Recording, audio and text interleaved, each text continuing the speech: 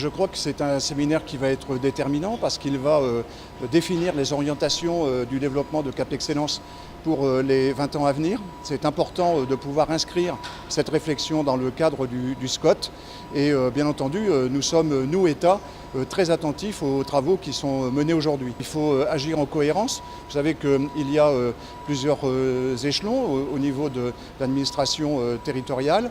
Il est important que les projets stratégiques donc de Cap Excellence soient menés en cohérence avec les outils qui sont mis en place à la fois par le Conseil régional et par le Conseil départemental.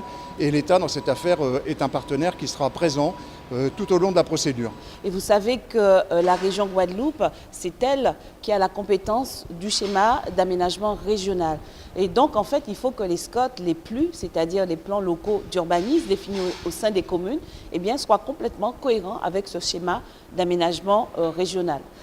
Par ailleurs, ce schéma, vous le savez, doit prendre en compte plusieurs choses, à la fois, je dirais, les activités économiques, les zones d'activité économiques, évidemment, le schéma de transport. Il nous faut un transport à l'intérieur d'un territoire, mais entre territoires. D'ailleurs, la région Guadeloupe va lancer son bus des mers sur le territoire de Cap Excellence dès janvier 2019. Ce sont des tests, évidemment, pour pouvoir mettre en place ce projet-là. Vous savez également que la région Guadeloupe a beaucoup de projets avec le territoire de Cap Excellence, Carhuquera-Baie, ce grand projet qui tourne autour du grand port maritime de la Guadeloupe pour pouvoir accueillir au mieux les touristes, promouvoir l'aménagement et développer ce secteur d'activité économique. Puis aujourd'hui, c'est plus de 150 millions d'euros que la région Guadeloupe met également pour le développement des infrastructures aéroportuaires.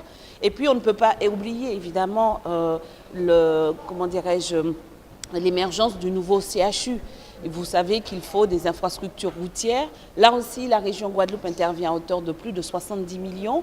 Et puis, à l'intérieur de ce nouveau CHU, il va y avoir une fac de médecine de plein exercice et nous militons pour que nos enfants puissent faire un cursus de médecine complet, depuis la première année jusqu'à la 6e année sur le territoire.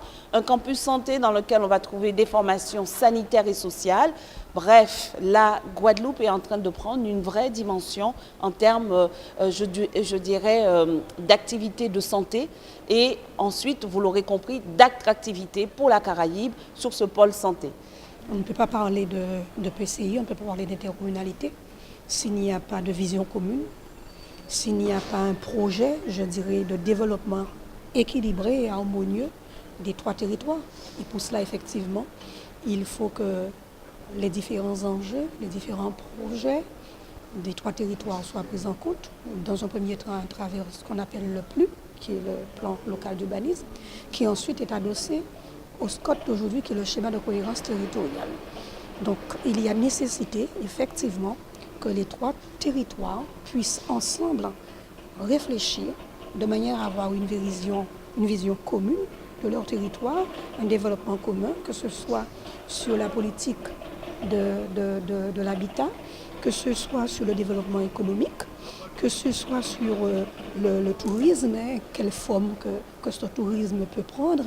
Aujourd'hui, on parle beaucoup de vert, on parle de bleu, etc. Avec bien entendu des partenaires qui sont des partenaires importants, puisque avoir un projet de territoire, même s'il est cohérent, si on n'a pas les partenaires qu'il faut pour pouvoir mettre en œuvre les projets par des actions, bien sûr, sans les partenaires, on aura beaucoup de difficultés. Et là, je veux parler de l'État, je veux parler de la région, je veux parler du conseil départemental. Donc, le transport aussi également, on ne peut pas travailler chacun de son côté. Il faut véritablement qu'il y ait un projet harmonieux et commun dans ce domaine.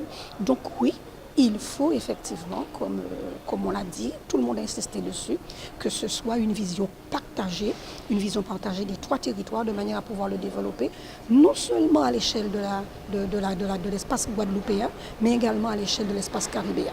C'est un séminaire qui permet de mettre en cohésion et de nous mettre tous ensemble de façon à ce que justement nous dépassions les constructions communales et que nous les laissions quasiment derrière nous, pour construire un espace de vie commun à l'échelle des 3 communes, à l'échelle donc de l'agglomération.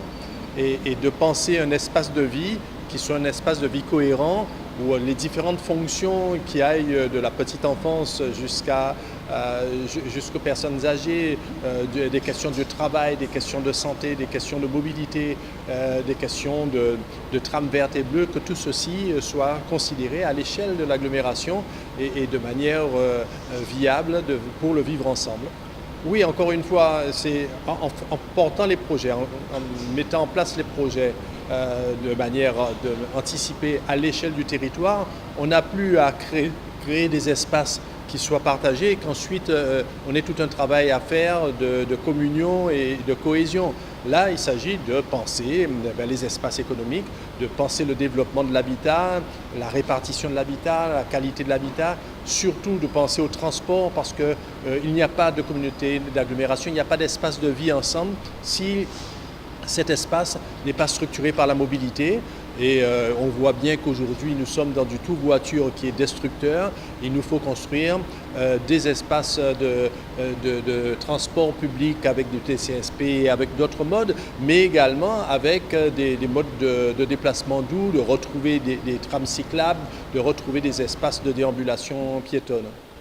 Après Guadeloupe 2030 que nous avons fait en 2012, nous n'étions que 2 à Cap-Excellence, Pointe-à-Pitre et les Avines, cette année-ci, pour mettre en place le premier SCOT de la Guadeloupe, schéma de cohérence territoriale, et également le projet de territoire, qui sont 2 documents complémentaires, où il y a l'un affiche la vision politique et l'autre planifie cette vision politique en termes d'opérationnalité, en termes de secteur de compétences, en termes de territoire concerné. Eh bien, nous faisons aujourd'hui ce séminaire 2030 pour mettre en place tout cela. Cette fois-ci, en plus avec la ville de Baie-Mahault. Donc, ce sont des documents qui vont nous engager pour 10 ou 15 prochaines années sur toutes les compétences, le transport, le tourisme, l'aménagement du territoire, problème de déplacement, de mobilité, d'accessibilité, problème d'équipement culturel et sportif, enfin, tous les domaines de compétences. Évidemment, on va faire ça en ouverture avec la région, avec le SAR de la région qui est important aussi. Donc, on doit être en complémentaire, en cohérence, avec évidemment les 3 autres communes membres, avec le département, avec l'État, le sous-préfet était présent, et les autres institutions aussi, de sorte que ce document soit aussi porteur non seulement de développement pour le Cap-Excellence, mais pour l'ensemble de l'archipel guadeloupéen. Évidemment, on va s'ouvrir sur la Caraïbe en faisant des échanges d'expertise avec d'autres institutions caribéennes. Et enfin, on a placé comme axe central et transversal, évidemment, le développement durable. L'agenda 21, c'est-à-dire la transition écologique et énergétique particulièrement, et à l'intérieur de tout ça, cet impératif fondamental qui est l'urgence climatique. Donc toutes nos politiques publiques devront être visitées à l'aune de ces impératifs vitaux pour l'avenir de l'humanité même. Il ne s'agit pas simplement de la Guadeloupe ou de la France, etc. Donc on doit aussi être, dans nos politiques publiques, avoir ça en permanence comme boussole. Donc voilà, et donc nous travaillons, c'est un processus, les élus communautaires, les élus municipaux, les cadres principaux des institutions sont présents aujourd'hui.